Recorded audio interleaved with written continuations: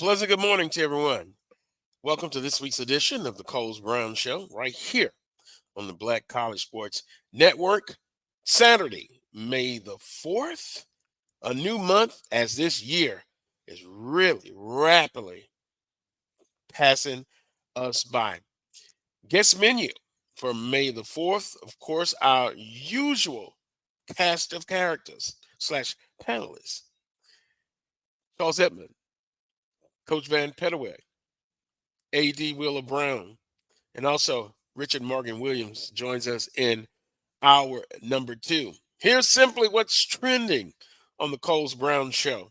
Southern University baseball last weekend drops the weekend series to Prairie View A&M. Jackson State University hires Margaret Richardson, women's basketball coach, their new basketball coach.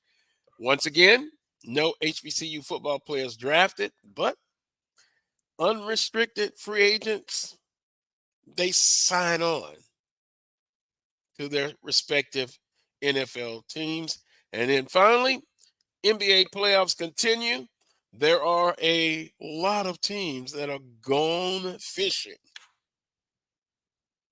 That's what's trending on the Coles Brown Show. Let's bring in the panel. A lot of things going on. There's another dull moment.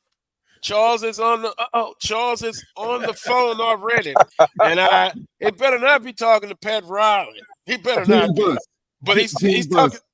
Jeannie Bus, listen to me now. What are you doing? What are you doing? 2 years, Darvin Ham? Really? 2 years? My sources have told me you've been talking to somebody named Carlos Brown, who is a 2-year advocate of getting rid of coaches. Hey, no. 2 years. I don't even want to hear it. Goodbye. Hey, I'm not a 2-year advocate. Oh. I'm not happy whatsoever. My week started out great, Carlos. My bowling team won the fourth quarter. I was happy. And then the Lakers happened, and then Darvin Ham gets fired, and it just, hey, good morning. Hey, I feel like I need an attorney or a consultant. Where was I on that dismal night? I was at home. I don't know how good of that alibi that would be. Welcome to everyone joining in on the Coles Brown Show right here on the Black College Sports Network. Coach Pettaway, A.D. Wheeler Brown, Charles Edmond. Yeah, we're going to get into that. Gone fishing. Charles, you along with, we'll put Melanie in that boat. She was really pulling for the 76ers. We all are going fishing. Our teams are out. But we'll come back to that. I want to go to number 2.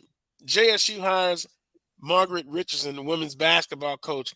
There was rumors. There was, what is this? Candace Parker I was hearing. Oh, no. But it's somebody that Coach Pettaway knows on a personal basis. Margaret Richardson. Coach Pettaway at Jackson State, and I'll just say this, from the outside looking in, the cupboard is not bare. How do you see this fit for Margaret Richardson? And I say the cupboard's not bare, but I guess I better look at the transfer portal. Right. But I think that the cupboard still will not be bare, one way or the other. Right. Well, I think Jackson State, I guess they did their homework, and Coach Richards, when you look at it schematically, she's a very good coach. I mean, on the court, she makes adjustments during the game. You get an opportunity to see her. So for her, for the 8 years that she was at Alabama A&M, I sat in on her practices. I got an opportunity to really get up close and personal with her and her staff, along with the players. And I'm happy for her. She didn't stay. Once she left Alabama A&M, she immediately made an impact. She went to Mercer. The head coach at Mercer is somebody that she has known for years. And for JSU to pull this off, I think it says a lot. She brought a lot to Alabama A&M in terms of solidifying the program and making sure that the young ladies graduated. She did all the things. She checked all the boxes. A.D. Wheeler, when he come to coach, she was involved in the community. She did it both on the court and off the court.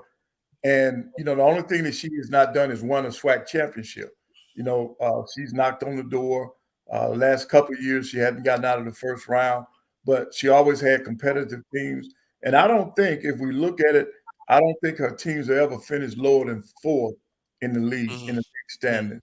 So she was always in the upper echelon when it comes to that. She did a good job of putting together a great staff. Some of her coaches in the past have gone on to bigger and better things. And I think they did this right. I think they got the best available person that was out there at this time. And with the resources that Jackson State has, I think we'll see a difference. Now, will she go in and do what Coach Reed did? No, I don't think anybody can come in there and do what she did. But when you look at the roster now, Carlos, when you say they had 8 seniors on that team now, and those are COVID seniors, so there's nothing left for them to say that they'll be back.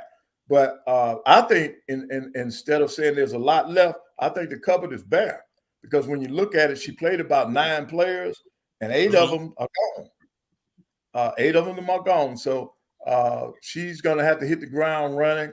But with her network of high school and JUCO, transfer portal, right. I think she'll be able to put together a team.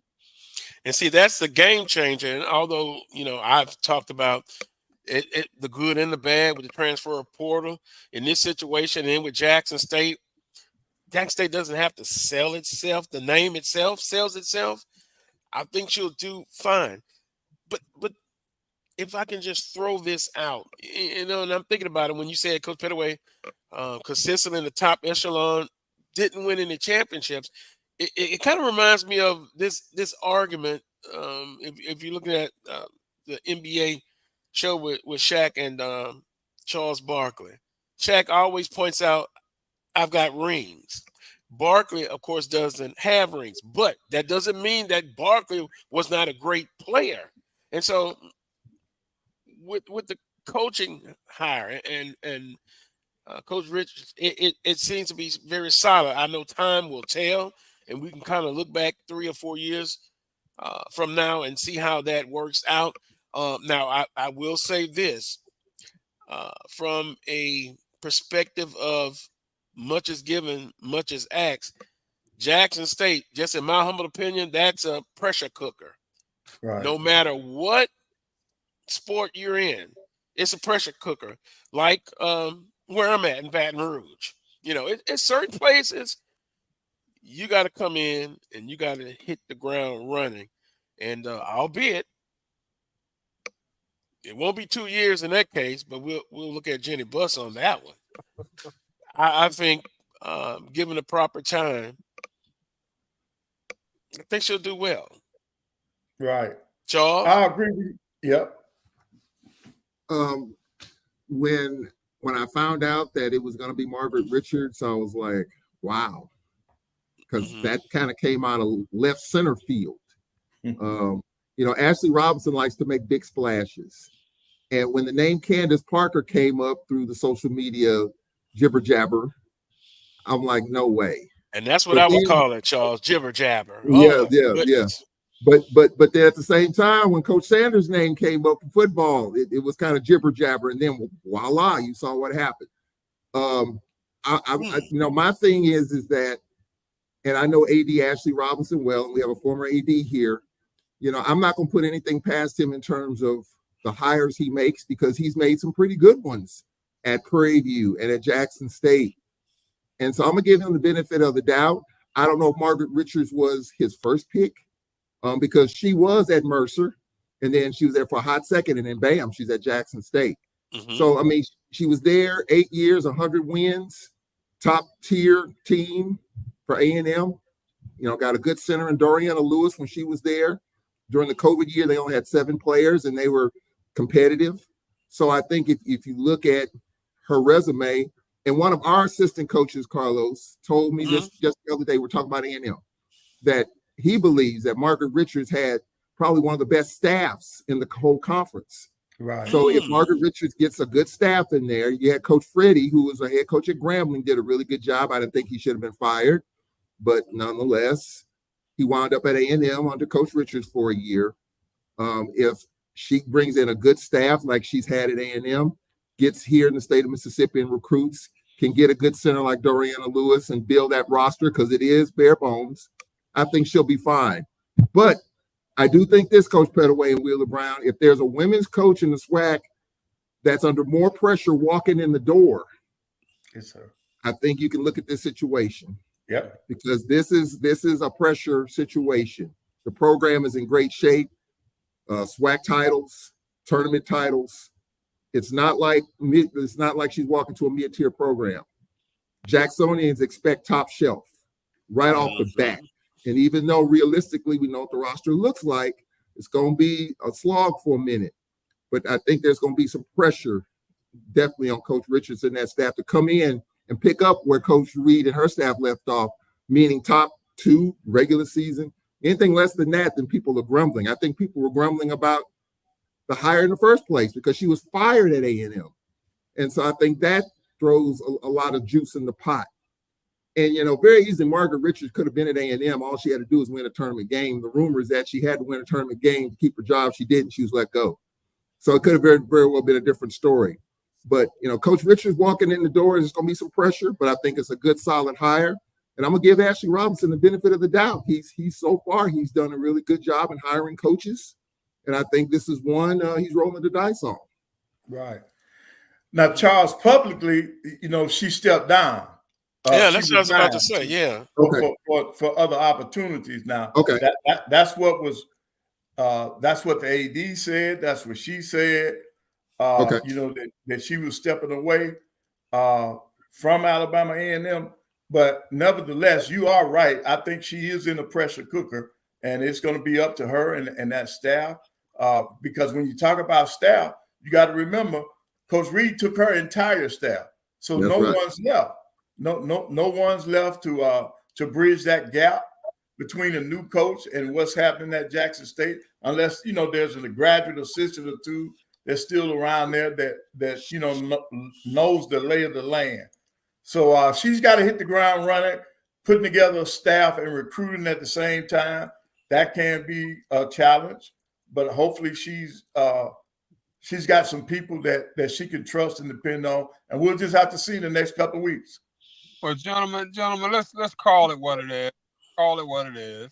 It's what I term a dial back hire. It was a safe hire for Ashley. There's no doubt about that. You look at the woman's resume and you look at her credentials. They scream head coach material. There's no doubt about it. Does it scream championship material, that sort of thing? You don't know. The jury's still out with that, but it screams that I have an idea of what I'm doing. If given the resources, that sort of thing, I can put you in position to get over the top. And so I think for Ashley, it was a safe hire, no doubt about that. I don't think anybody questions this lady's credentials, her ability to get the job done. She just hasn't gotten it over the hump yet. But I also feel that women's basketball at Jackson State is getting ready to be dialed back just a little bit. And I say that not in a negative way, but just in a grand hierarchy of things. They're going to push Mo Williams' program to where he should be at that level where Tamika Reed was. And I think the effort and the intensity is going to go towards that portion right now. Not to say that the women's going to be second fiddle or anything like that, but I just think in the grand scheme of things, while they still want the women to be where the women are, there's not going to be the kind of emphasis there that was there when Tamika was there and she caught lightning in a bottle, that sort of thing. That's just my thought. But it was a safe hire. It was a safe hire. There's no doubt about that. It was a good hire. Didn't take a whole lot to really get it done. He didn't have to have a committee. He didn't have to go through 11 resumes and all that sort of thing. And, seems like he kind of zeroed in on this young lady and pulled the trigger on it, quite quickly. And, got the sign-offs and things that were needed in order to make it happen very quickly. And so it just remains to be seen. As Coach Pettaway was saying, the Jacksonians are going to be upset if he's not in the championship, year one or, at least by year two, that sort of thing. The Boo Birds are going to be grumbling, that sort of thing. But, I think in terms of a person that can keep you in the conversation, this young lady appears to be the type of person that can keep you in the conversation, so she can keep the wolves off your behind for a minute or two, while, she continues to try to build that thing to get it where, it's consistent and it's in that upper tier, on a regular basis. Boy, I'd like to hear from some Jacksonians in the chat room. It seems like Mo Williams is going to be under some extreme pressure to get it done. I think so, Yeah. and I think rightfully so. Yeah. Now he's going into what, year 3, I believe. All right. It's what we in the business call nut cutting time, Carlos. Hey, year 3, right? Yeah. That's actually. I need to know by now. Going into this year, I need to know: are you going to be the guy to be able to get us over the hump? Are you going to be able to guy, to take us to the promised land? And this is the year that I really find that out, and that I make some decisions from an administrative point of view moving forward. Well, it shows you, Carlos, on that men's side, Jackson State's lost quite a bit in the transfer portal. Ken Evans, Colty Young. Ken Evans, player of the year in the conference. He's gone. Colty Young. And I have a little bit of affinity for Jackson State staff because you had 2 former Brave personnel and players. Trey Johnson played ball at Alcorn. Tyler Adams is his number 1 assistant. He was Landon Bussey's first hire as an assistant here at Alcorn. And this is year 3. So I think the expectation is you got to turn the corner. And I think, Mo Williams, a Jackson product, but, we kind of know what he did at Alabama State. It wasn't all that great. And a lot of people questioned the hire to begin with. So now all of a sudden you're kind of middle of the road. Now, are you going to turn the corner? I think that's what Wheeler Brown is saying. You're going to turn the corner and head the right way, or are you going to turn the other corner and head the wrong way? I think that's what year 3 is about. What's that song by B.B. King? The Thrill Is Gone? Yeah. Well, it's amazing. I'm sitting here and I got a hard time for 2 years, and then 3 years. Ain't saying he got to win the championship. Well, I said, yeah, Carlos, but just saying that it's time to be fully immersed in the conversation. I totally agree. 3 years. That's what I'm saying. I know you guys had to give me a hard time about that. 2 years to 3 years. What's the difference? 12 months. Okay. Yeah. But no, I actually agree with you. And I was texting with my best friend today. The sports world now, it's different. You've got to win, and you got to win quickly. You used to have time where you can develop, like when Coach Pettaway was coaching, you could kind of develop a team. You get freshmen in, they matriculate all the way to their seniors. Those days are gone now, and it's just society as a whole. It's instant gratification, and if you don't get it, you're gone. The only grace period you get, Carlos, is if your program is rock bottom. If your program is rock bottom, I think you get a little bit more of a grace period. When Landon Bussey took over our program was pretty much near rock bottom. He elevated it to 6th in 1 year, and then, back-to-back, regular season titles. So he exceeded expectations from near the bottom to 3rd to back-to-back regular seasons. But I think that's the only exception I think people would give. If your program's near the bottom of the barrel, then it's going to take time. But Jackson State's not that program. Southern's not that program. Nope. Alabama A&M's not that program. Even for Don Brown coming in. I mean, Alabama A&M, I compare him to kind of like Southern's men, top 4 program, top 5.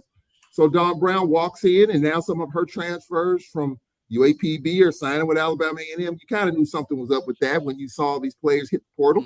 So I get that. So now you see how the other side of that works. So unless you're bottom shelf, the expectation is for you to hit it right away. And I think that's where Jackson is. I think that's where Alabama A&M is. Let me throw this scenario up. I may be asking for it. What if a particular sport got 2nd place, say like 5 or 6, 7 years out of 9?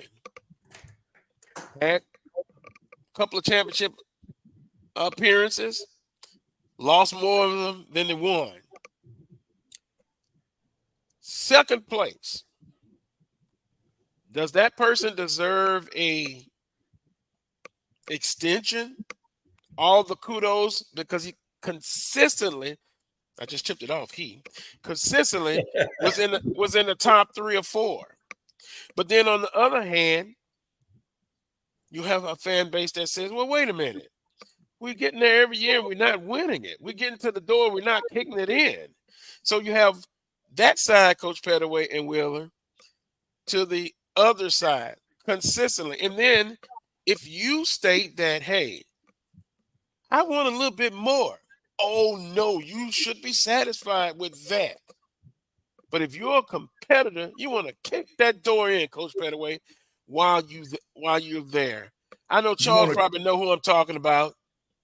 Yeah, you want to kick them hinges off that door. Yes, you do. And then when in terms of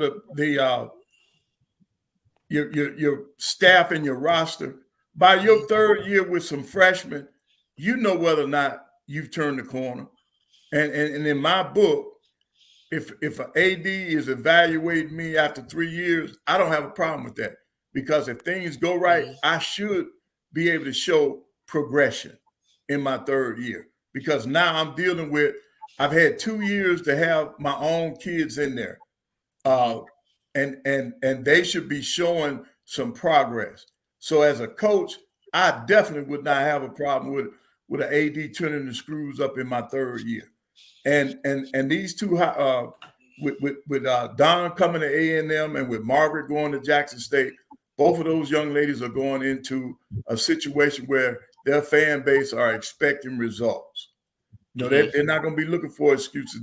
They expect results. Now, in the Jackson State case, if Margaret goes in there and does well, that's going to put more pressure on Mo. If Margaret goes in there and does well at Jackson State, yes, that's going to put more pressure on Mo.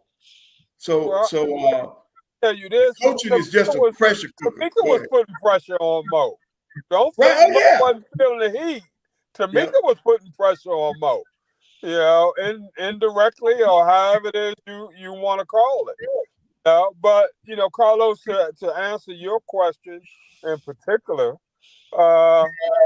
if I'm knocking the door on a yearly basis, at some point in time, the expectation is to come through the door and to win the championship. Not saying that you're satisfied with knocking on the door, but knocking on the door ain't bad.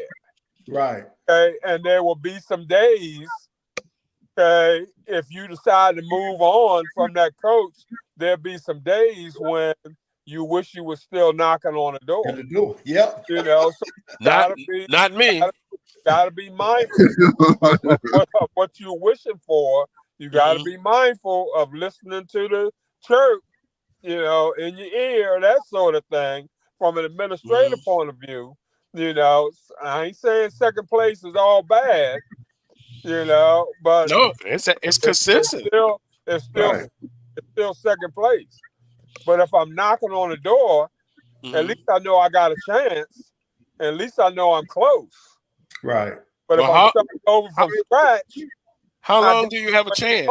In the near future, exactly where I am, exactly where we're going, that sort of thing. I'm starting all over from scratch. So I'm better off helping that coach that's in place get through that door. Right. What can we do to get through that door? Is it a few more dollars here or there? Is it another assistant coach? Is it a few more recruiting dollars? Is it another scholarship? Tell me. Some videos we need to buy, or what have you. Let me know what's necessary. I'll tell you, Wheeler. Yeah. I'll tell you. What? Win one more championship. I think throw all that out the book. Then everybody's happy, but it's still pressure because if you win 2 championships, you expect 3. You win 3, you expect 4. Thus, back to what I said, the climate now is it's tough, and everybody can't handle it. Right. And see, I think what has happened, like in women's basketball, Coach Reed has set that standard so high, it's going to be hard for anybody to duplicate that. And the teams that have finished in second place behind her, they ought to be they should have a sigh of relief now because she's gone. They're saying that, I've been in second. The only program that's been ahead of me is Jackson State. Now the head of that program is gone. Now maybe I got an opportunity. But you just gotta keep plugging at it, man. If you're in the top 3 or 4 every year, you just you may be one player or a couple of plays away from being in that championship. And that's what has to keep motivating you, man. That's why every year you go out to improve on the year before. And we as coaches, we know that and we understand that. The fan base is there. I mean, that's what they are. They're fans. All of them are going to expect you to win a championship every year. Not sometimes. They want a championship every year. But we as coaches, we have realistic expectations, and we all want to win. I don't know a coach yet that I've met that goes into a season and said, well, I'll take the year off and we'll just lose. No, when you start off, everybody wants to win. And if you got an administration behind you that's provide you with everything, then they have certain expectations when they give you what you need to be what they consider enough stuff for you to win, then those expectations are there. And as a coach, you got to deal with that. I will say this, guys. I think if you look at our women's game right now, the schedule is going to change. We're changing to Thursday and Saturday night starting next year. That's probably going to happen from what I've been told. But if you look at the top teams in the league, the Jackson States, the UAPBs, the Alabama A&Ms, the Southerns, the Bethune-Cookmans, even Alcorn, who came out of nowhere to finish 6th. Kilbert and Elvis Robinson and that staff got a new contract. There's pressure there too to improve on that. Those schools that I just mentioned. Wait a minute, Charles. What was the contract extension? I don't have that. I've heard 2 different scenarios. I've heard 1 year. I've heard 2 years. But they will be given some more time. They were not let go. That run to the championship definitely helped them. But there's going to be pressure across the board. Even at UAPB, who just hired a new coach this week. Where was UAPB when Don Brown was coaching? Top 3? Now all of a sudden, even though the cupboard's kind of bare at Pine Bluff, you hire a coach that a lot of people like over there in Arkansas. And now what's the expectation there at UAPB all of a sudden? Right. So the expectations, top 6, 7 teams are going to be higher than what it was 4 months ago. And so I think now you're going to see the pressure cooker is on for a lot of these coaches in terms of trying to elevate. And Carlos, I'll say this, to answer your question, if you're knocking on the door in my opinion, with the transfer portal, your talent's going to change every year. Your roster is going to flip every year. And therefore, and Coach Pettaway talked about it, the youth. I think, unfortunately, I think teams are getting older instead of younger. And therefore, I think that ratchets it up a little bit more. The fact that you can flip your roster every year and get more experienced guys every year. You should be better because you got more experience. You should. That doesn't always mean it happens. Right. And we've seen that case as well. Let me do this. We need a break. We'll be back. You're watching the Carlos Brown Show right here on the Black College Sports Network. Since 2002, Empowerment Resources, Inc., a nonprofit organization, has empowered more than 1,500 youth and adults in Duval and surrounding counties. Through its programs, Journey into Womanhood, Girls Mentoring, Life Skills for Teens, and Parenting Education Coaching. To get involved with programs, volunteer, or donate, visit www.empowermentresourcesinc.org. Follow us on social media, facebook.com/empowerment.resources and instagram.com/empowermentjax. The human voice has always connected audiences with experiences. Major brands all across America have trusted Kever's voice time and time again.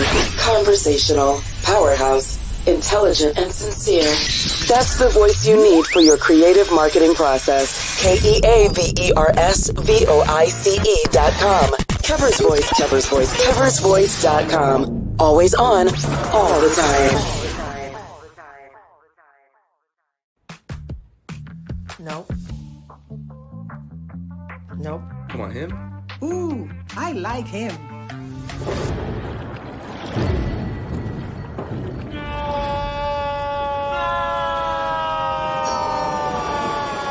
Quick, the quicker picker-upper. Bounty picks up messes quicker, and each sheet is 2 times more absorbent, so you can use less. He's an 8. He's a 9. Bounty, the quicker picker-upper. From novice to aficionado, find yourself here. High quality cigars plus personal customer service. Slow Burn is Waco's only mobile cigar lounge, featuring a meticulous, curated collection of premium cigars. Visit our website, www.slowburnwaco.com. That's www.slowburnwaco.com.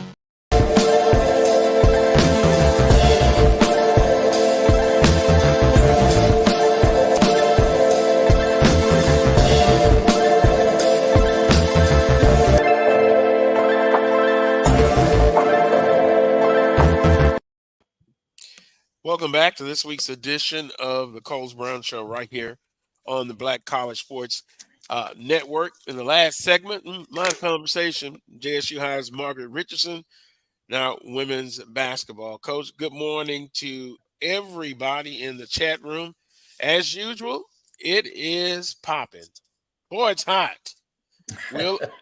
Will, you're popular in the chat room, as always. We'll move on a little bit. Willer, you are who you are. Coach Pettaway, you are who you are. Charles, you are who you are, and I am definitely who I am. I'm sure we'll come back to that in a little bit. Once again, no HBCU football players drafted, signed as free agents. We've talked about this. Years pass. Years go by, some things change, yet some things remain the same.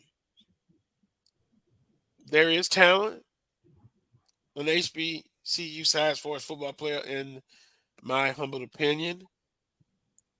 Years ago, I had a guest, NFL draft analyst, and he says there's no bias by the teams, the owners. But it is just cheaper to get them.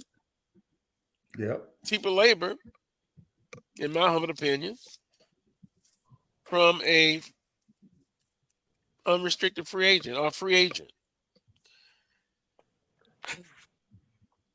I think it's easier, Carlos, if you are going to be anywhere after the 5th round.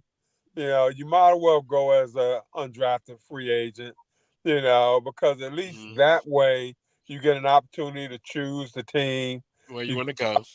Look and see exactly where your talents could best be utilized. Mm-hmm. And, I think you have more of an opportunity to make a team going that route than to put so much stock on being a draft pick.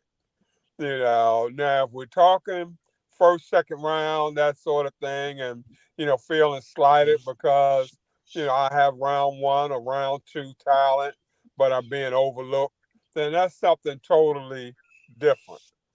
But somebody's got to take a look at the matrix by which these teams are evaluating these kids.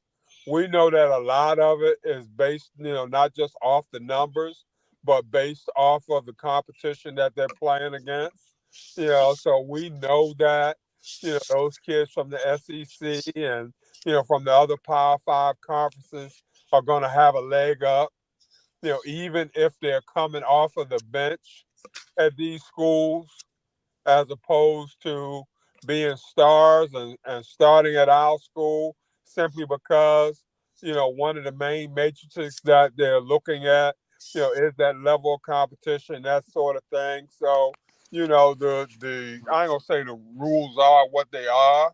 It doesn't make it fair, it doesn't make it right. It just make it, the matrix by which they are judging people. And, we just gotta find a way to break that ceiling like we have all other ceilings. But, when I was a senior in college, Carlos, we're talking, was my fifth year then, we're talking the 1978 draft, or maybe 79, I don't remember. But the first HBCU person picked that year was a fifth rounder. Mm-hmm. So we're talking almost 50 years ago. So this is nothing that's brand new. They've always gotten us on the cheap. And that person, by the way, he was my teammate at A&T, played defensive end, wound up getting 4 Super Bowl rings with the 49ers. But he was Mm-hmm. drafted by the Pittsburgh Steelers. This was back when Mean Joe Green and Dwight White and the Steel Curtain and all that sort of thing and stuff. But I just say that to say that they've been getting on the cheap, since time itself. Mm-hmm. And I don't think that in and of itself is going to change anytime soon. We just have to continue to adapt and adjust as we always have. We'll break through that ceiling at some point in time. And we'll get it done. Eventually we'll get it done, and we'll find a way to get it done. It just makes it seem like it's just so unfair, which it is in a way. Yes, it is. Mm-hmm. But But you look at, like I said, the way that they're judging things, the way that they're grading people, that sort of thing. You see how they're justifying it. Doesn't make it right, just makes it right in their eyes in terms of how they're moving forward. Right. and I'm glad, because I put down talent and hard work. Walter Payton, Aeneas Williams. You Steve heard the McNair. story. Yeah, you've heard Aeneas Williams was a walk-on. Had this all together in his books. Mm-hmm. Mel Blunt. So it can be done. You're absolutely right. Mm-hmm. Talent Right. plus hard work. Go ahead, Coach Pettaway. Right. From the SWAC, the cornerback from Alabama State is with New England. Marcus Riley from Florida A&M went to the Jets. And then in the MEAC, the offensive tackle from Howard is with Philadelphia Eagles. And from Grambling, the edge rusher, Anderson, is with Seattle. So, from Alcorn, running back Howard. He's with Green Bay. So you got those, and I don't think they updated the list because on the mini camp invitees, I do know, I just heard the other day that the young man from Alabama A&M was invited to one of the mini camps, and he's not on this list. But the SWAC is represented. The black colleges, they're getting them cheap. You got players from Benedict, Florida A&M, Wake, North Carolina A&T, North Carolina Central, South Carolina State, Delaware State. Here are two more players from Florida A&M, Majors and the linebacker, and then Jennings, the running back. They're invited to camp. So, and then also the running back from Florida A&M, Jennings is invited to camp. So you got them out there. They got an opportunity. What you wanted was an opportunity to get in the door. Now you're in the door. Now your talent and your will has to take over in order to make the team, or to show them that you can help their ball club. So they're getting that opportunity, and you just got to be ready to take advantage of it at this point. I understand, Carlos, the fans' frustration. I'm frustrated too. I watched the draft, and I would love for Roger Goodell to step to that podium and say, with the 44th pick in the 2024 NFL draft, the Los Angeles Rams select Carlos Brown, Southern University. I would love to hear that, or whatever SWAC team. I would love to hear that. I think that's what our fans are frustrated. They want to hear that. They want to hear somebody's name called in day one or day two. And it's frustrating. It's frustrating to me as a SWAC graduate and as a fan of the SWAC and HBCU. But it's a really difficult situation. I know Doug Williams, a lot of people calling out Doug Williams, the creator of the Legacy Bowl, about what's the Legacy Bowl missing in terms of trying to get more to make that stuff stick. And you got the one-on-one workouts and the other things. I'm kind of confused as well in terms of what is it going to take. Is it that the scouts are not saying, hey, you just got to keep working, we'll see what happens? I don't know what scouts can divulge in these meetings, at these bowl games and these one-on-one workouts. I would just like the reality. I mean, if it's not there, it's not there, but you can't tell a kid that, though, because then you're crushing them. So I think to me, it's a really difficult situation. You just got to keep working, got to keep grinding. You know, Alcorn and Green Bay have a good relationship. Javion Howard, undrafted free agent from Green Bay. Chris Blair was in that situation. Donald Driver played with the Green Bay Packers. So it's, I think that's a good relationship there, perhaps. But I'm frustrated just like everyone else, because I thought we had some really good talent out there. But I also like to get to the nuts and bolts and the reality of what is missing. Are we good enough or are we not? And if we're not, what is it going to take? And I don't know if those answers are being given. At the end of the day, Charles, it's the tail of the tape. It's what they're seeing on film. It's who they're grading you against, the level of competition, that sort of thing. And to think that if I show up at a 2-day all-star game or all-star camp, that I'm going to do enough during that 2-day period to sway a whole year or 2 years worth of what those scouts see on tape, then I'm kind of really just kidding myself. So it's good to be able to be out there amongst the scouts, that sort of thing, turning in good 40 times, getting good measurements in the jumps and, the drills and all that sort of thing. All that is well and good, but that's all you can show. When you're going to those all-star games, you're not really buckling it up.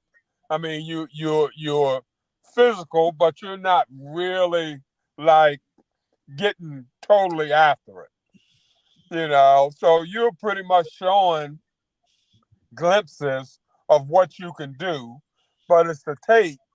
When they cut that film on, okay, and they're running it back and forth and really, really picking you apart with a fine-tooth comb. That's really where they're grading you, And like I said, judging you against the competition that you're playing against, that sort of thing. And like I said, when I was at A&T as an administrator, and I go into the film room and the coaches, the scouts would be there watching film. The first film they're going that they're grabbing is against some PWI opponent. They're looking at the tape of the best possible competition that your kids have played against, okay? And then they're basing everything off of what they're seeing you do against that level, against that type of competition. So, if I'm playing Little Sisters from the Poor Carlos or what have you, and I rushed for 400 yards. Sure, they'll look at that, glance, you know.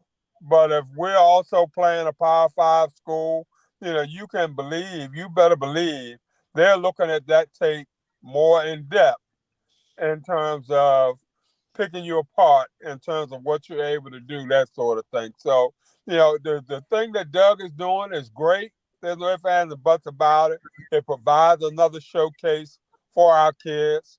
We need that. We got to have that. We got to keep pushing those things. But we need to understand their grand place in the scheme of things, and understand that ultimately that's not going to be the be all end all in terms of whether or not we're going to get our name called on draft day.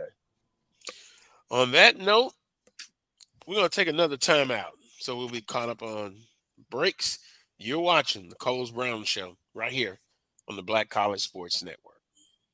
If you think all pads are exactly the same, think again. This is Always Ultra Thins reinvented with the Always Triple Protection System. This pad wicks gushes 90% faster, absorbs even more so you can feel dry, and locks odors in. Rethink your pad for up to 100% leak-free and odor-free comfort with the totally reinvented Always Ultra Thins. This is always like never before. The Cuvée Group is a Florida-based marketing and training consulting firm. We help businesses communicate to their target audience and engage them in conversation. We also help to expand their audiences, which will ultimately result in growth for those organizations. In addition to being a certified constant contact specialist, my colleagues and I are also certified in John Maxwell Leadership Principles. We use these proven principles to conduct workshops, training, and private coaching sessions for individuals and companies looking to take things to the next level. Contact us to schedule a free consultation. Issues today, don't delay, call Cuvée. As technology continues to bring changes to the world of education, it's time we also reimagine teacher professional development. Gone are the days of one-size-fits-all learning that can only be accessed at a specific time and place. The Stride PD Center is an on-demand library of mobile-friendly courses that allow educators to learn anytime and anywhere. Our dynamic courses provide bite-sized learning and help educators advance their knowledge while also gaining professional development hours. The best professional development plans are those that include a level of flexibility and choice for educators. Whether you're a teacher, school, or district, visit us today to take charge of your learning.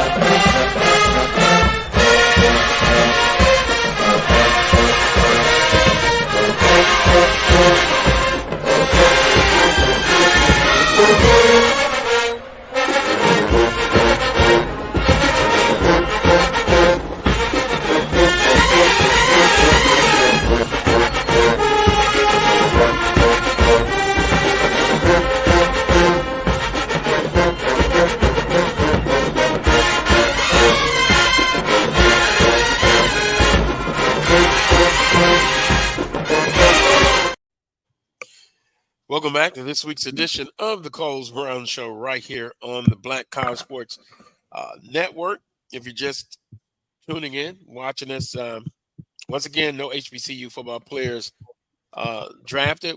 But I will say this, when given the opportunity, you get into those camps, work your butt off, and take the spirit of a Jerry Rice, a Walter Payton, Aeneas Williams, a Mel Blount, all of the players from Grambling State University who at one point they had a many Grambling players in the NFL than that great Catholic university.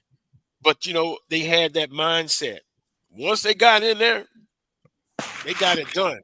So take that spirit into those camps, all of you, and then when you get that opportunity, you make the best of it, and then you make the team. Then you're playing for that next contract. You know, in the NFL, it's a little different, Coach Pettaway, than the NBA. In the NBA, it's guaranteed, you know, as far as when you're a rookie, and then you're playing for that next contract. Oh, boy, that's another topic. But in the NFL, it's not guaranteed. Got to get that bonus money. James Houston. Yeah. Detroit Lions. Yeah. So there are cases, and in the sports world is no different than society. You know, my best friend, computer science major, always tells me, you know, when he went and got that job, you're still competing, quote unquote, but you don't give up.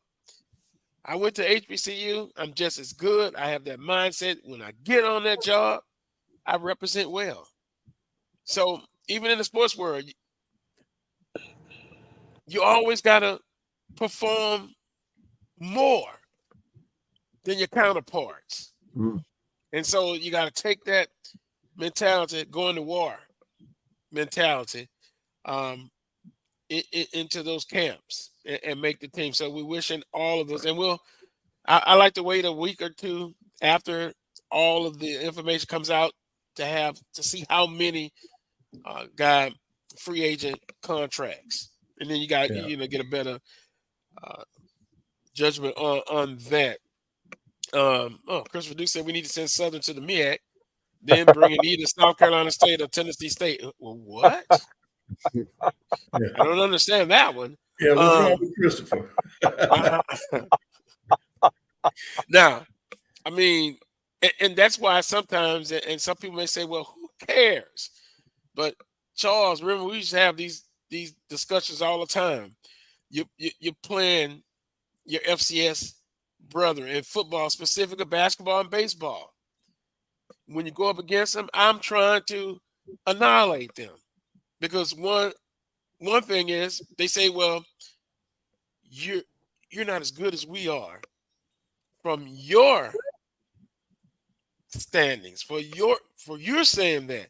So when you go and play those teams in Northwestern State, I tell the story all the time. Coach Pete Richardson, Southern, goes up to Natchitoches the first time, and they blanked them 20-0. Wheeler, good old-fashioned football. O-line, D-line dominate. And, man, you walked out that stadium like, wow. And the first time they played in the Superdome, Southern almost scored 50 on Northwestern State. Quote, unquote, you don't supposed to be competitive with those teams. Now, we kind of look at the playoff record, FCS playoffs. We can look at basketball, look at baseball. Coach Pettaway, if you went up against, say, Sanford, I'm ashamed I'm even asking this question, but I know your mindset. You want your men to be ready to take care of business. Yeah, you want to, because the teams that are not in your conference, and if they're FCS, if they got the same things that we have, and you're right, they always say that we're not supposed to be able to compete.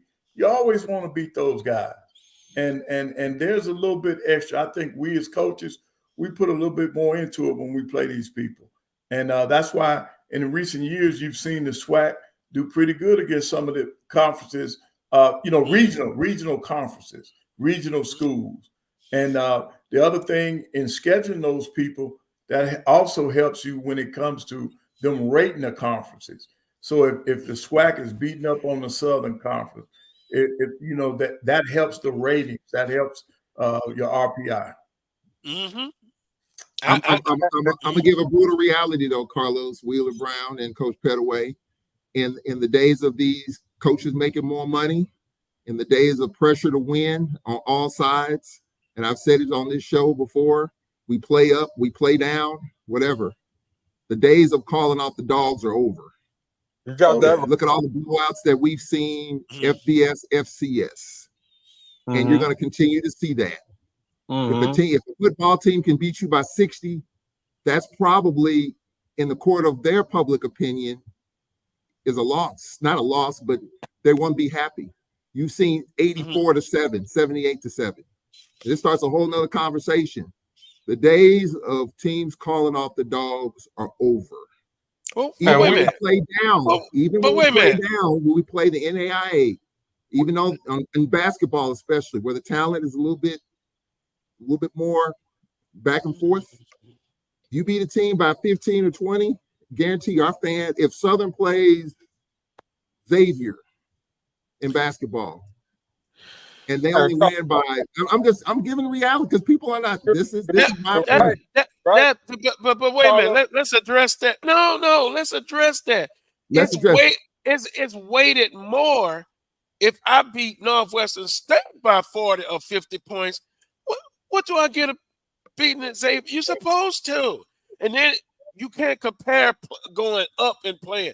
Yes, if you play LSU and you lose 80-14. What does that tell you?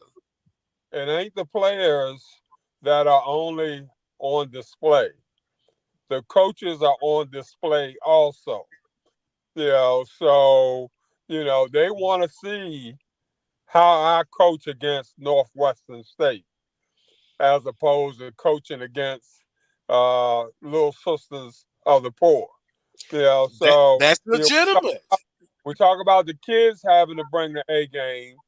When we move to play those squads, coaches got to bring their A game too, because they're also being looked at in the same manner that our kids are being looked at.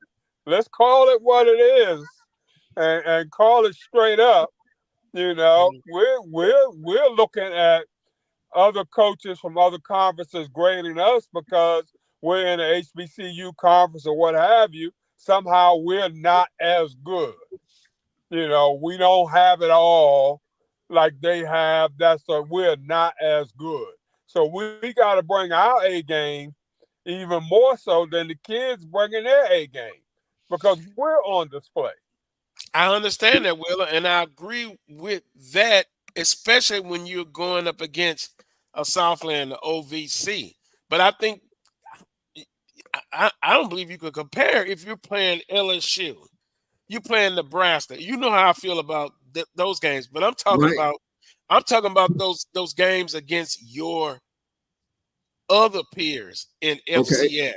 Okay, so let's look at that. Florida A&M played Southeastern in the playoffs in football.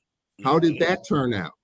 Now that was a thumbs up all the way around for Southeastern, because then the FCS nation is going to say that's what was supposed to happen. Okay, that's what was supposed to happen. So what I'm saying is that when the perception, and sometimes perception is not necessarily reality, but we're just in a different time. When a team is up, even in the NCAA tournament, there were some teams that missed the NCAA tournament back in November when they played a SWAC team and only won by 20. It was a coach was on the record saying, "Man, I got punished by only winning by 20." When the perception is I should have won by 40, but I was up by 20, and I'm playing my freshmen, kids who normally don't play. This is from the other side of the tracks. So what I'm saying is that I think there's a lot of pressure all the way around, and when the perception is when you're supposed to beat the brakes off.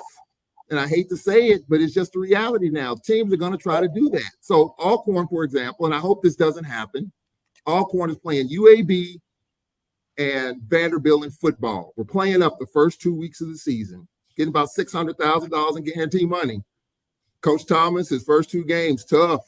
UAB, Trent Dilford, Vanderbilt, 85 versus 63. And I hope our team shows, and I know they will. I hope we can make it competitive. But if the game gets out of hand, if it's 48-0 at halftime, I hope it doesn't turn out that way. Trust me, I don't. But if it is, what's going to happen, right? They're going to try to score 60, 70. And it's sad. It's unfortunate. But you're seeing more and more of it. And I think it's going to continue. But you put yourself in a position. We've had this discussion until I'm about to throw up. Yeah. I don't want to mean to be mean about it, but I could give a damn about playing those type of games. Again, show me a Nickel State that's coming. And I see you, Theo. We've had that discussion. I love him to death. He'd rather play a ULM. He'd rather play a ULL. He doesn't want to play at Nickel State. He doesn't want to play Southeastern. Who am I missing? McNeese. And by the way, kudos to Alcorn. Got it done against McNeese. Nickel State. Southern plays Nickel State and McNeese in football this year. You don't think the perimeter is what I'm going to be judging on that against LSU? Let's just talk about it. That was just historic because it's in the same town. But what can you gather from that? Nothing. None. Other than a paycheck. Yeah. Other than a big fat paycheck. And so that's what you put yourself in. If Alcorn's playing those first two games, Wheeler, you're happy. Definitely.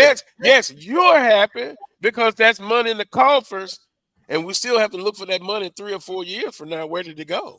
But anyway, I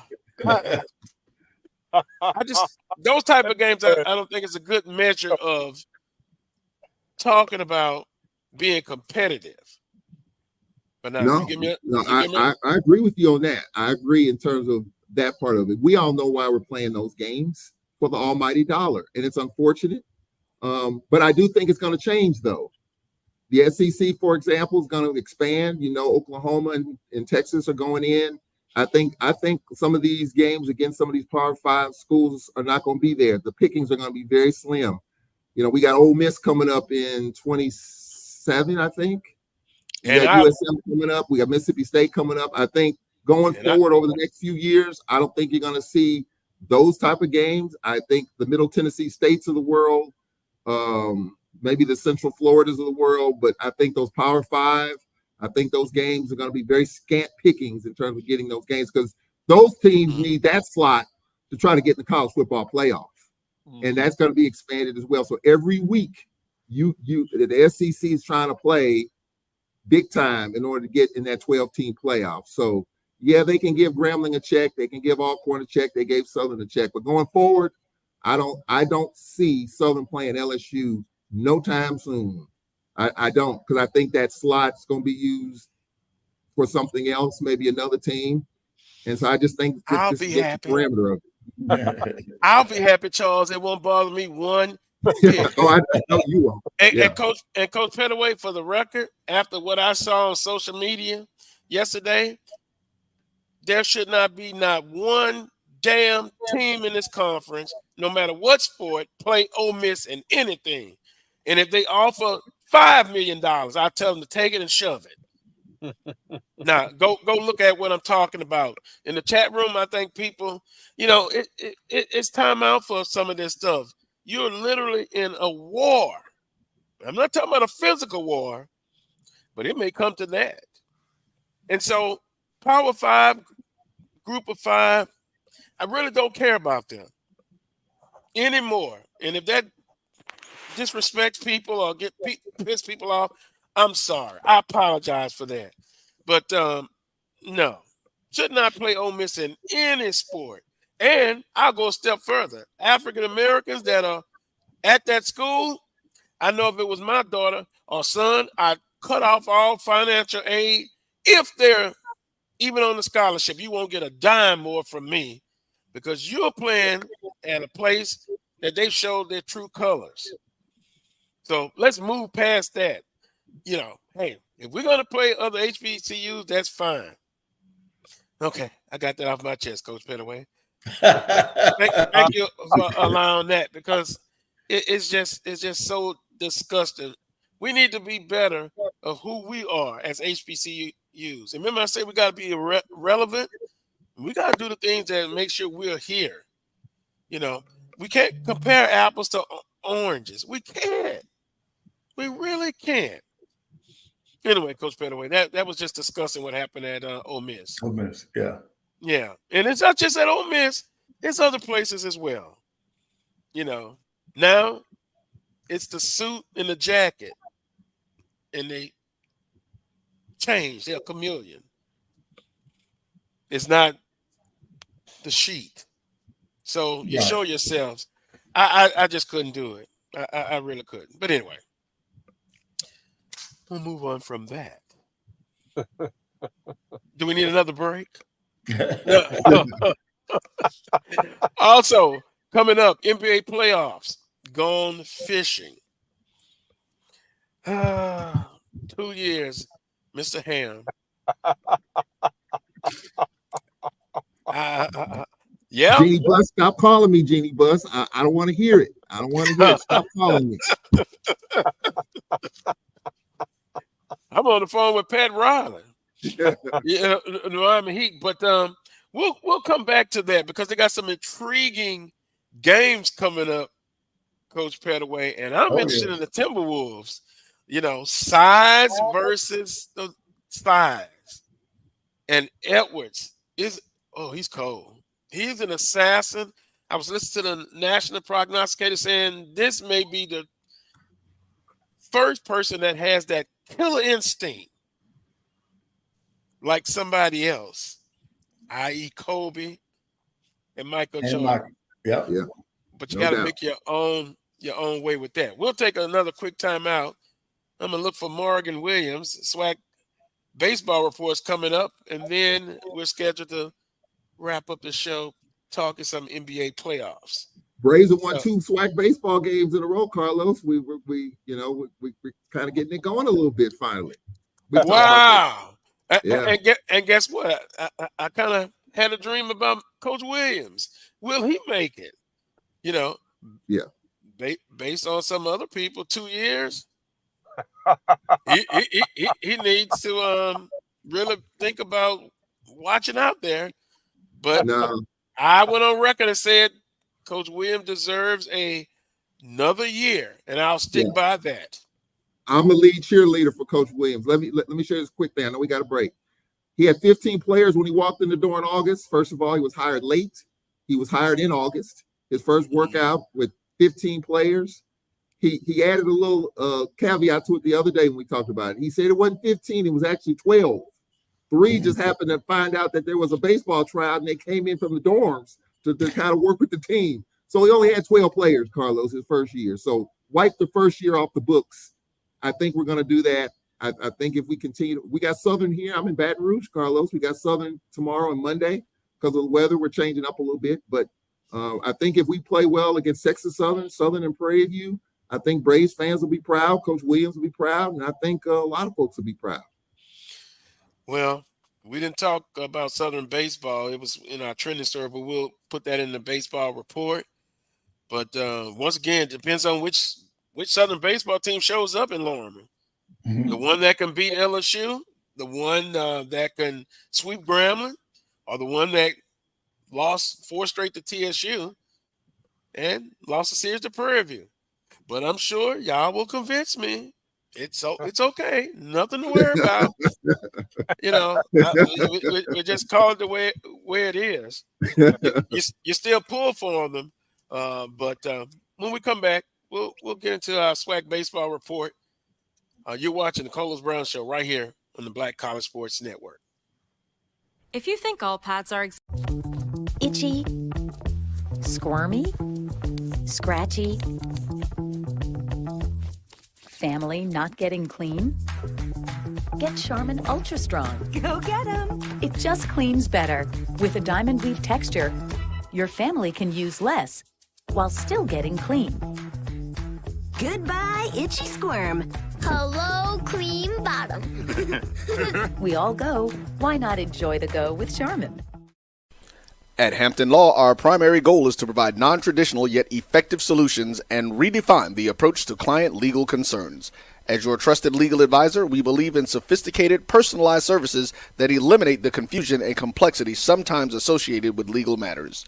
Our high standard for client care and concern, coupled with our extensive legal knowledge and skills, make Hampton Law a resource focused on the protection of the client's interest and overall goals. We value our clients and truly enjoy working with them. Visit thamptonlaw.com to conveniently schedule an appointment online. Tamika Hampton Esquire, 1631 Rock Springs Road, Suite 336, Apopka, Florida, 407-494-1471. thamptonlaw.com. No. Nope. Come on, him? Ooh, I like him.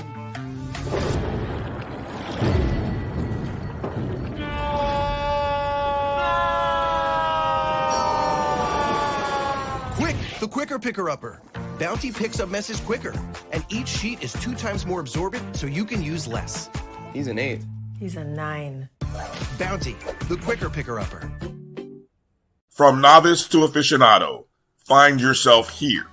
High quality cigars plus personal customer service. Slow Burn is Waco's only mobile cigar lounge, featuring a meticulous, curated collection of premium cigars. Visit our website, www.slowburnwaco.com. That's www.slowburnwaco.com. When it comes to professional learning, teachers deserve better. From the leader in online learning, Stride brings you the Stride Professional Development Center, an on-demand library of mobile-friendly courses that gives teachers choice and flexibility, allowing them to learn anytime and anywhere. Our dynamic courses provide bite-sized learning and help educators advance their knowledge while also gaining professional development hours. It's time you take charge of your learning. Visit us today to get started.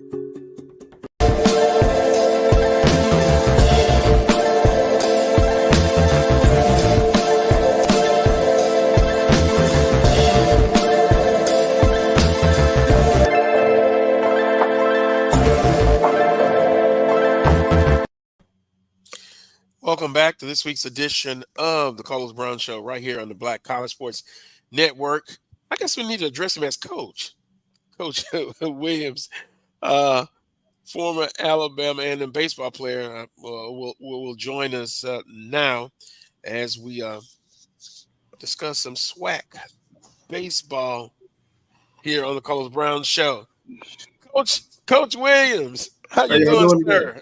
I decided I needed to make sure I wore my maroon and white today.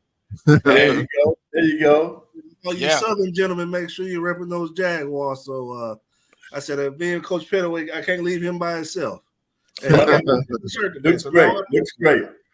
It does. And a little secret, one of my favorite colors is maroon / burgundy.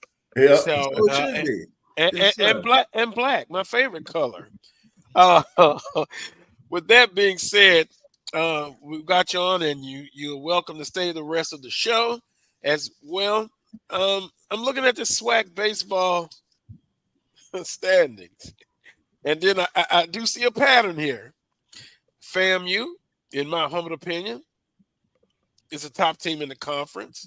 I know it's debatable. Bethune-Cookman in second place. And by the way, FAMU with a big 4-0 victory over Bethune-Cookman, number one team in the conference. But let me stop there. Richard, top 3 teams in this conference, as you see it, no matter the divisions, the top 3. Right now, you have to have Florida A&M in there. I know I'm always a detractor, though it seems with them, but there's no way you can keep them out. I'm also going to have Bethune-Cookman in the top 3 and Texas Southern at this moment. Interesting. Charles, you agree with that? 100% agree. I was just writing it down. FAMU, the defending tournament champs, Bethune-Cookman, an up-and-coming program, made it to the bracket final last year, playing well, and Texas Southern, even though Grambling kind of, handed it to them with it last weekend or weekend before. Last weekend. Last weekend. I still think Texas Southern is the best team right now, but, we say that right now, 12:17 Central Standard Time in the West, because every hour it seems like it's Prairie View, it's Texas Southern, it's Grambling. You don't know who's going to take control of that West. It's still up for grabs. Southern still has a slight chance. So that number 3 team, I think it can be debatable, but no doubt to me, FAMU and Bethune are the top 2. Yeah. Right. What makes Texas Southern so great? To me, they have a mix of both what you look for, offense and defense. I know with Grambling, who is right on that edge for me. Right now, they would be my number 4, is because their offense, the way they can hit is so dynamic. I think they're NCAA wise, they're a top 20 offensive team in the nation last time I checked. And I look at Texas Southern, and I see they have both. They can outpitch you one day, and then they can swing the bat too. So it seems to me, I know they've cooled off a little bit over the last from where they were a couple weeks ago, but they have the opportunity to get hot again and stay where they were. They're a very dynamic baseball team. Yeah. Lost 2 in a row. Texas Southern, Grambling lost 1. Prairie View A&M. 3 in a row. Three in a row. And that team intrigues me because they took care of Southern. And I think they got a big series with Texas Southern this weekend, weather permitting. Also, Grambling State. Yeah, I would have thought they were the more consistent team up to this point. They've lost 1 in a row, but it leads me to this question, Richard. Is the West a little bit better than the Eastern Division? I know you said FAMU is your number 1 team in Bethune-Cookman, but I guess my question mark is Alabama State. To me, they seem like they fell off a bit this year. I think Alabama State is still going to be a tough out, no matter how you measure it. They're never going to be an easy team to just get by. So in a tournament setting, you're not gonna overlook Alabama State by any measure. The West does have tough teams in it. Like I said, Texas State, Southern, Grambling is strong offensively, but to me, I'm still the power is in the East, in my opinion, as where the most likely people to win the conference would be at. So I think the West may be more competitive top to bottom, but I think the power still resides in the East. For me, Carlos, I've always looked at the West as being more bat heavy. Any team in the West can score tons of runs. Southern can, Grambling. I mean, they can win in a shootout. But in the East, you got Bethune and FAMU. To me, are more pitching heavy. They're not going to beat you 11-10. They're going to beat you 2-1, 3-2. And in the tournament, it is about pitching, and pitching and defense. Whoever has pitching left. I think FAMU kind of ran out of gas in the tournament last year, but they had Everyday Moray, who pitched every day in the tournament last year, that helped get them to the finish line. So for me, it's when you get to Atlanta, the team that has more arms at the end is the one that's typically going to win it. You can't slug your way to the championship. Jackson State tried to do it. I think Southern did it in Coach Crenshaw's first year. They just had some bats and they got hot.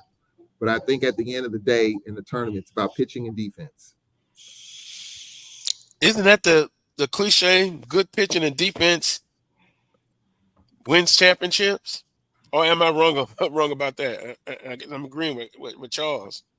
Good pitching always beats good hitting. That's the philosophy I've heard from baseball coaches, from baseball people.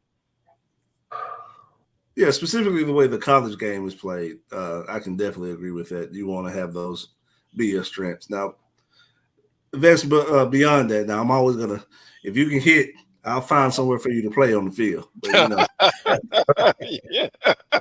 Well, I can understand that. And then too, it's like it seems.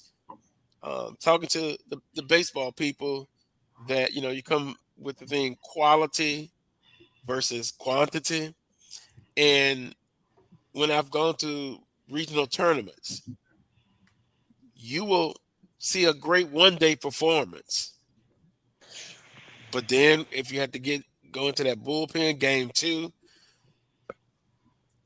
it's a tough situation. But I think, Richard, you said not only at HBCUs, but that's kind of a problem in college baseball. I can take you to just any level of baseball you want to look at, and that's ever since I know Major League Baseball as an example, since they opened up to the wild card and above division series, that's been a big issue with even at the highest level of baseball. So now I have a team that maybe didn't have a strong 1 through 5, doesn't have a complete staff that competed with, say, your top teams throughout the year, but once you get to a condensed playoff or like a conference championship setting, then I can get 1 or 2 arms that could take over a series, and there's nothing you can do about it. So Look at your. We're talking HBCU baseball, but I'm looking at a broad scope also. Mm-hmm. Look at your Philadelphia Phillies type baseball team. They're never going to be a team that's usually going to compete to win the East with the Braves. The Braves are always going to be stronger with their pitching rotation. Usually, I know this year they're not, but they've had injuries. But you get them in a short series with the type of bats that they have and the, say, two top starters that can shut you down at any time.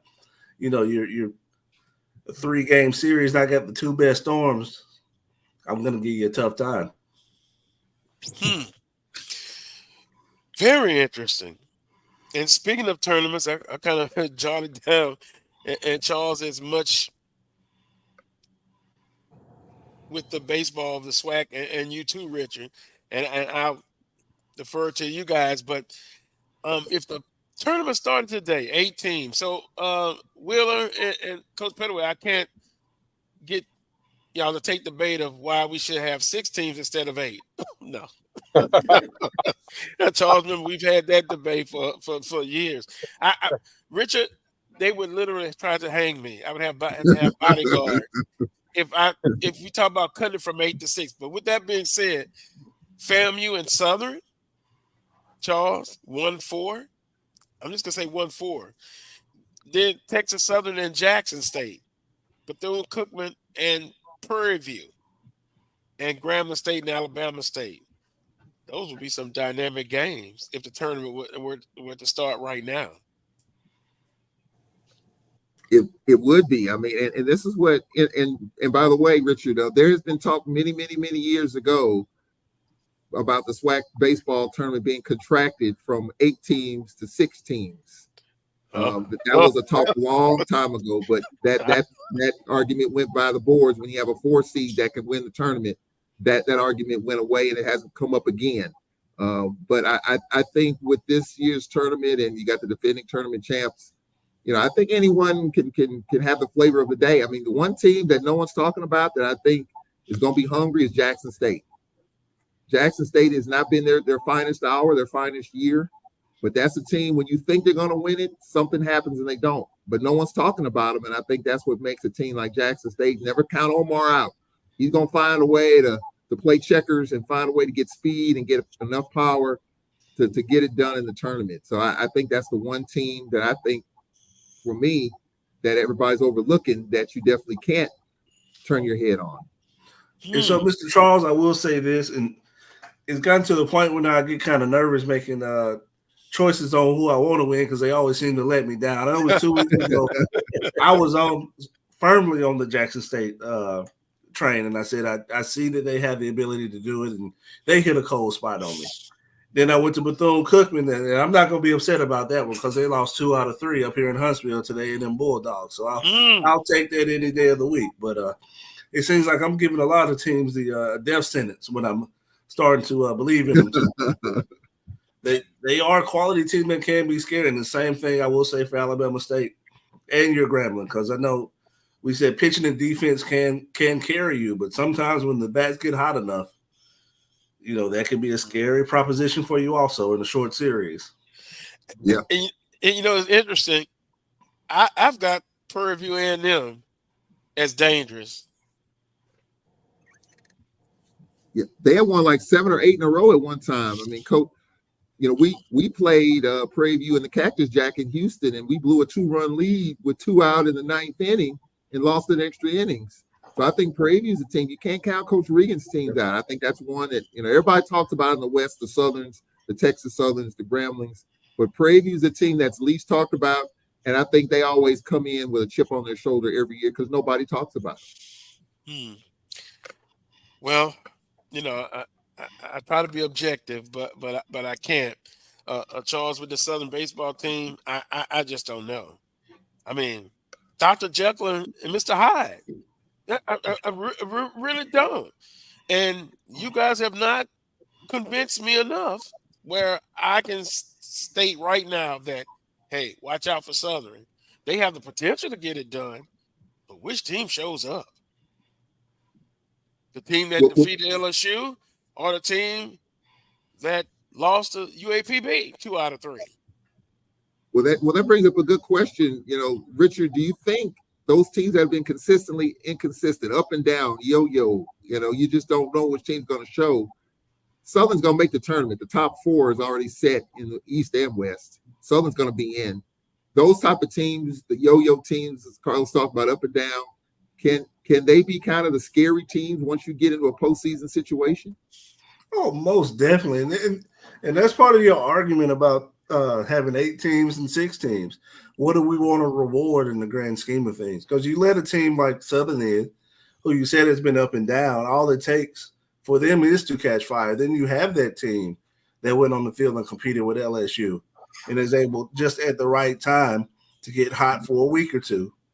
Yeah. And, they take down your more – even though they've been consistent all year, they can still play with those teams. So, it's 8 teams makes it more exciting. You're letting more people in. The teams who are on that verge, on almost on the outside looking in, they're scrambling at the end of the year. That's another thing that needs to be addressed also is whoever's looking to try to get that 7th and 8th seed, their playoffs have already started. Well, yeah. And see, Carlos, this is the other thing too.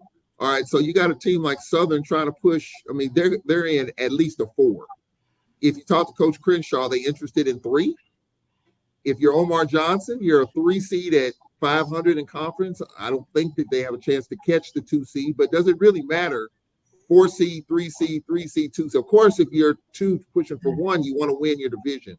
But if you're 4 trying to get to 3 or 3 get to 2, is that something to push hard for, knowing that you're in the tournament?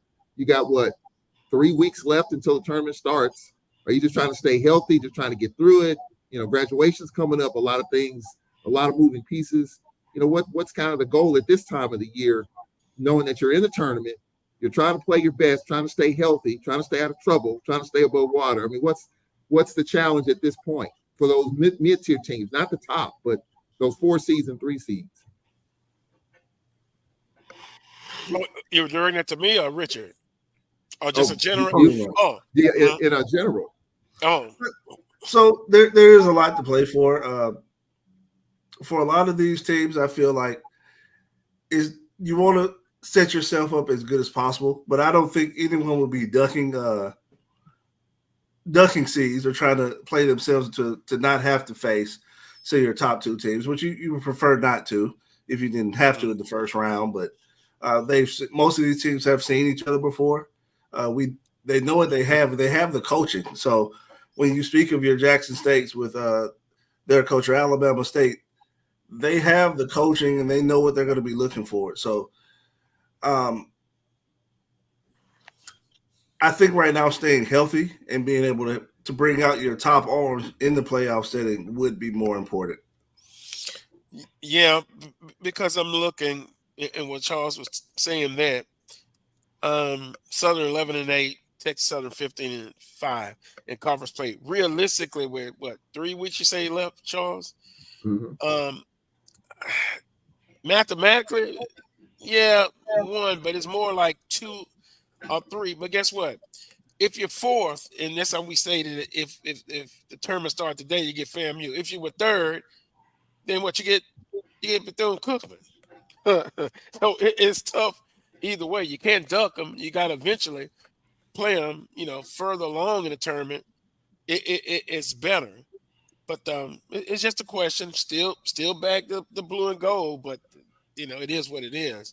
They've been very inconsistent. But the teams that have been the most consistent, I think it tells the story. FAMU, Bethune-Cookman, and Texas Southern. Before last weekend, they've been playing very well.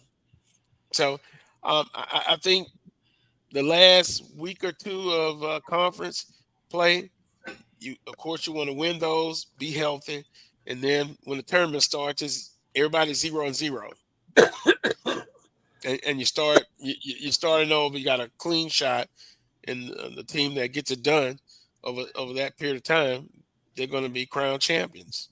I will say this, Carlos. I was at the Cactus Jack in Houston, and of course, you have the Andre Dawson Classic, I believe, in Florida. What I saw in those classics, the intensity of SWAC baseball, and this was in February. That's the beginning of the season. I think the intensity of this SWAC baseball tournament is going to be probably one of the tops, because when I saw Grambling and Jackson State go at it in Houston at Minute Maid, it was like it was a SWAC championship game. The intensity on the field. And I think once we get to Atlanta, I think you're going to see that intensity ratcheted up 10 times, because it's for everything.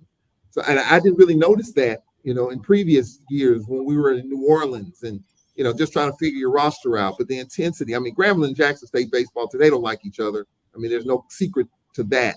But I think just the intensity and the fact that as an AD, you're judging what your team does in the regular season, and then, of course, in the baseball tournament. I think the intensity of that is going to be really, really heightened this year, just from what I saw in February. Interesting. And also, you're looking at teams that have a chance to move up. Who are some of the teams? Can Alabama A&M catch Jackson State for that fourth spot? Can Southern move up? Can Grambling State have game back of Texas Southern? There's still a lot to play for. Seeding purposes, of course, going into the tournament championship, Richard. I'll tell you what, if Alabama A&M gets hot, and they have been playing a lot better ball. Since their last game, that was a difficult one. It was out of conference. But before that, they had been on a nice winning streak to pull us within, 3 games of Jackson State now? So we have Alabama State this weekend, which is a rivalry, which is always going to be a tough series. Essentially, we need to win out. They'll have to sweep Alabama State, and going to have to hope that Jackson State has a couple tough weekends. Is it possible? Yes. Would I love to see it happen? Yes. But do I anticipate it? I'm going to say I hope so. I'm not going to give up. Anybody else, I might feel different, but I have a sweet spot for Alabama A&M, so I'm always going to be as positive as possible. But may have been a case of a little too late. Yeah, and that's the only thing that's disappointed me about Alabama A&M baseball this year is that going into the season, we knew we had the talent level has been steadily getting better year by year under this new regime. It's just started slow. Well, that leads me to this question, and then we'll take a break and transition into going fishing. Speaking of going fishing, in NBA playoffs, baseball, any coaches you see that may have to start looking over their shoulder? I'll put it that way because, see, then I'll get accused of advocating for somebody to be fired. Alabama A&M coach and Alcorn State coach, will they be back next year?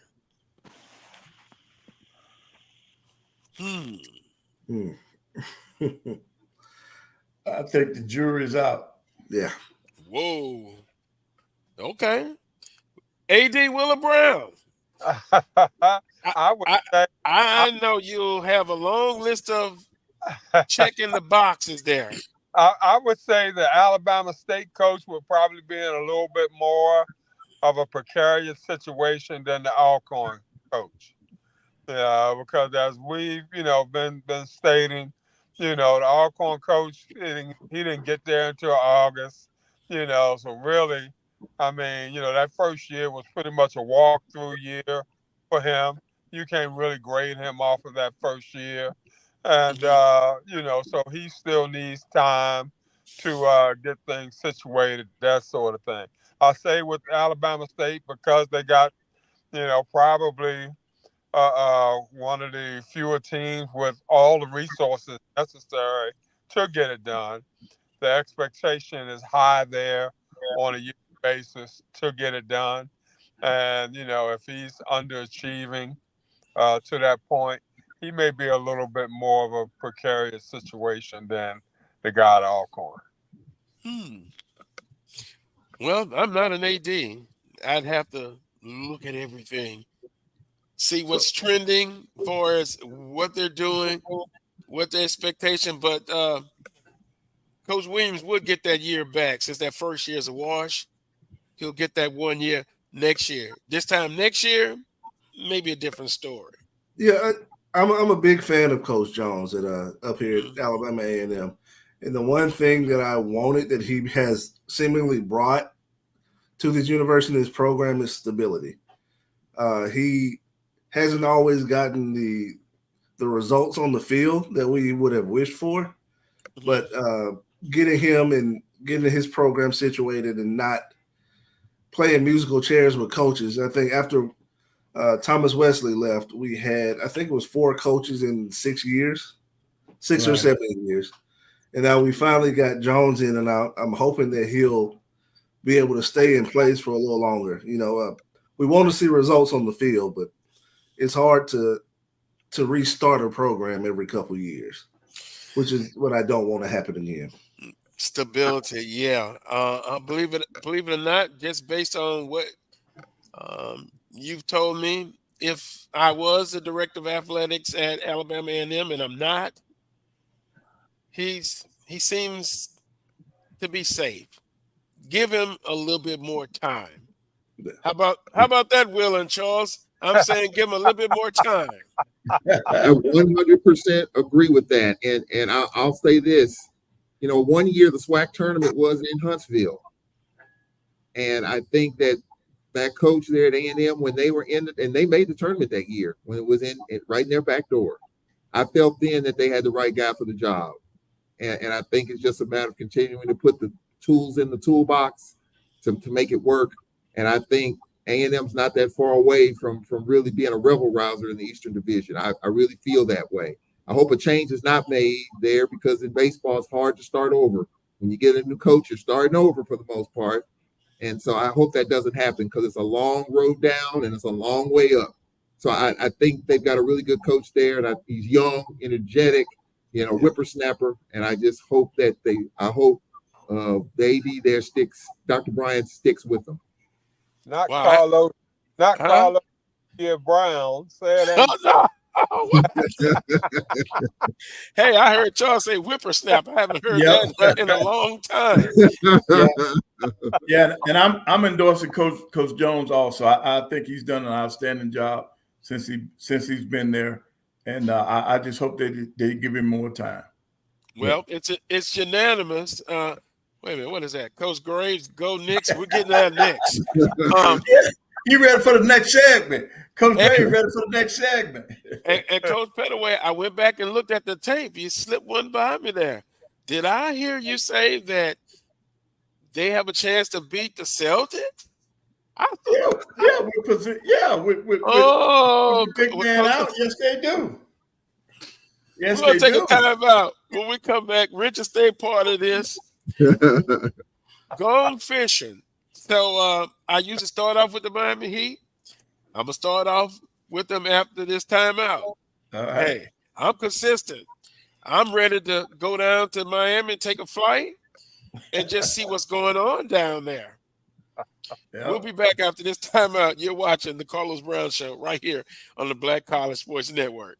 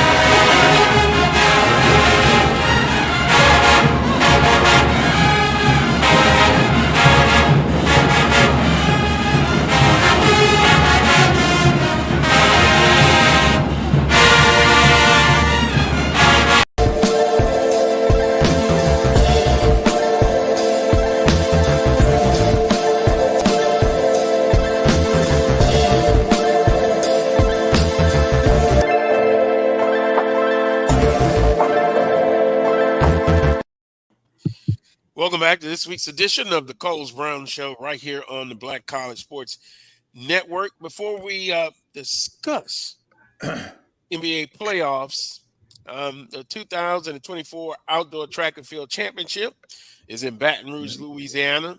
Ends today at 5 p.m. on the SWAC Digital Network's YouTube channel. Mo Carter, Southern alum, will be calling the action.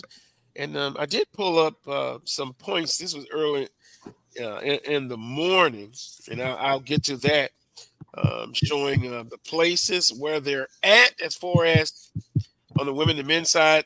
At the present time when I pulled it up, on the women's side, Prairie View was in first place, Southern second, Jackson State third, fourth, Alabama A&M fifth, Arkansas Pine Bluff sixth, Alabama State, FAMU seventh, Grambling eighth, Texas Southern 9th, 10th, Alcorn, 11th is Bethune-Cookman. And let's see. And on the men's side, Texas Southern, Jackson State, Alabama A&M, Prairie View, Grambling Southern in the top 5. So Mo Carter, check it out on SWAC Digital Network's YouTube channel.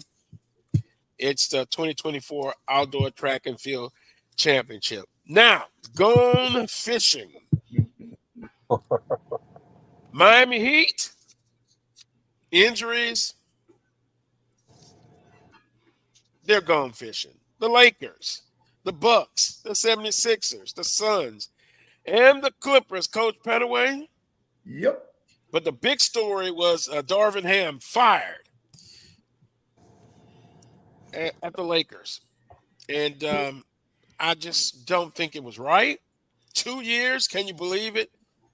Not enough time, and they won the in-season inaugural tournament. I know Charles Edmond said, who cares about that tournament? But I will say this. Last week, Charles, you said garbage.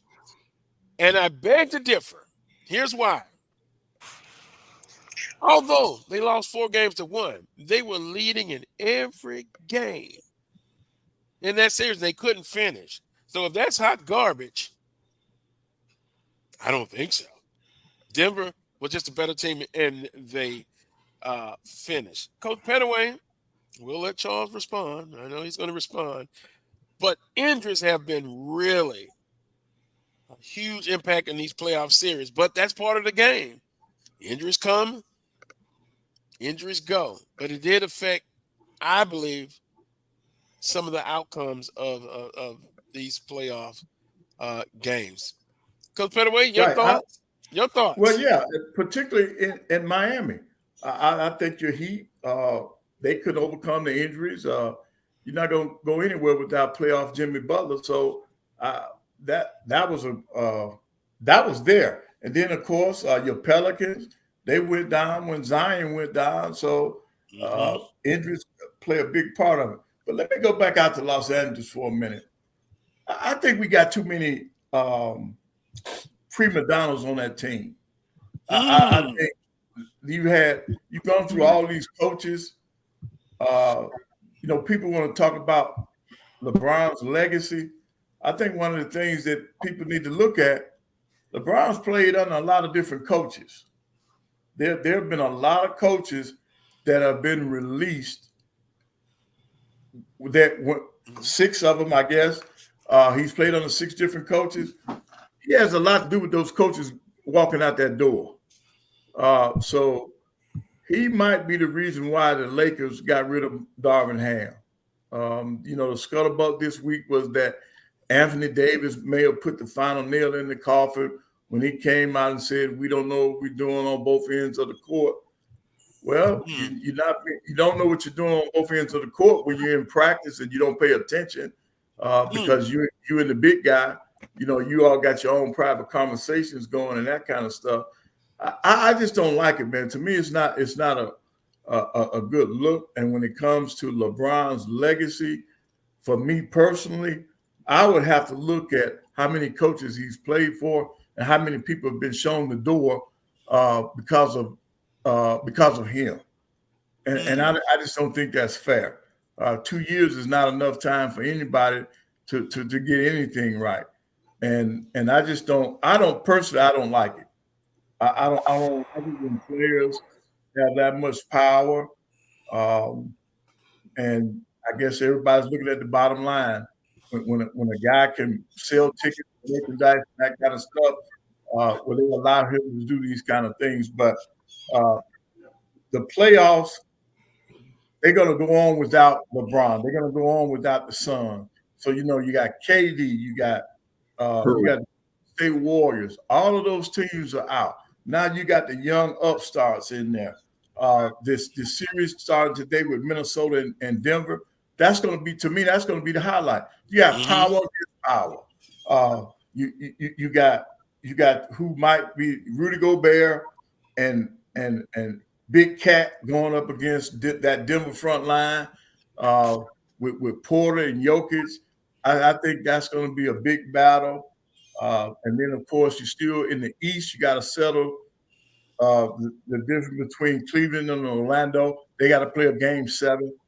Despite 50 points from Mitchell, they still couldn't get it done. So now they got to do this game 7, and we're going to see. And the Celtics, they're just sitting back, rested. And I will say this now. If they cannot be healthy, they will not win this championship. They can't beat Denver. Now, they might get past Cleveland or Orlando with that group. But if they're not totally healthy, they're not going to beat Denver or anybody coming out of that West. You look at OKC, all them young guns. Man, they got you got some young talent. And then the guy that nobody's really, they are talking about now, the Ant-Man. Man, the Ant-Man is real. He's ferocious. Real, man. He's one of the most versatile players in the league. He's one of the most exciting players in the league. And he just flat out gets it done. Now, when it comes to me watching professional basketball, I'd rather watch college ball any day. But when you have matchups like you got now in the playoffs, they got my attention. And when you get a player like the Ant-Man, I gotta watch him, man, because he might do something you're never gonna see again. That's just how dynamic he is. Right, and I know some people like that. They like the college game, but when they get into like the second or third round in the NBA playoffs, they get really intrigued. OKC is intriguing, and I hope I don't get accused of tampering, but they have a lot of draft picks coming up. They're set beautifully. Yep. I would like to trade. Oh, trade! Don't say it. Don't say it. Don't say it, Carlos. Anyway, let me stop at that point. But I had a thought in my mind trading a certain player. Oh boy. Nah, that won't happen. But anyway, Boston, I see them getting in the Pacers. I've seen them. Milwaukee, injury bug has really hurt them. But it appears, guys, that it will be Boston and the Knicks. And Brunson is I never noticed the guy's not 6'3", not 6'4", whatever they got him listed at. He's tough. Right. And the Knicks have that. They remind me of another team in South Florida with that toughness. But, Coach Pettaway, you believe minus the big tall guy that's hurt. Cosinus? Yeah. You see the Knicks can get by the Celtics? Right. They really because of the way they're structured, the way they play on the offensive end. Man, if they're not healthy, they can beat Boston. They can beat Boston. That's in my opinion. And I know Boston cannot win the championship without a healthy team. It's not going to happen. Well, I still got Boston and Denver going there, but boy, Boston. Remember I talked about last week? Talent versus execution. It's more with execution with Boston because they are their own worst enemy sometimes. But anyway, also Dallas, they move on. And let me say this: the atmosphere, those games have been outstanding. Boston, the Knicks and Philadelphia, very enjoyable. It was back and forth like a heavyweight bout. Yep, and that's what you get, and then you got you got Kyrie going tap for tap.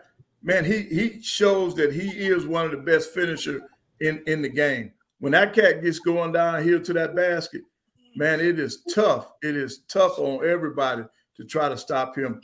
And when he's locked in, he's one of the top 5 players in the league, man. Kyrie can really get it done. He can really get it done. And he did all that. They were able to win with Luka not having his best game. Yeah, he seems to be a little banged up as well. Right. Injuries. Darvin Ham, 90-74 in 2 seasons. I just thought it was unfair and horrible. Injuries have been a big word in injuries and availability. These guys not being able to play. Right. Boston, I predict Cleveland will win Game 7. I think it'll be Boston and Cleveland. Cleveland has a big front line as well, but maybe constructed just a little bit different than Minnesota. Kind of slim build, but length. Compared to Minnesota. But New York and the Pacers.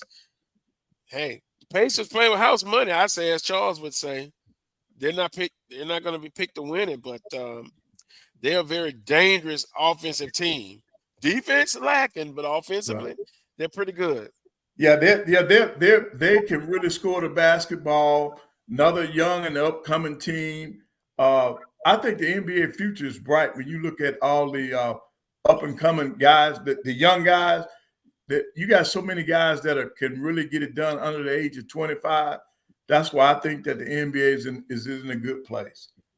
The past, I would say, Carlos, the Knicks are playing with house money too a little bit. I mean, I don't think when you look at that team, I mean, Brunson's been just off the charts.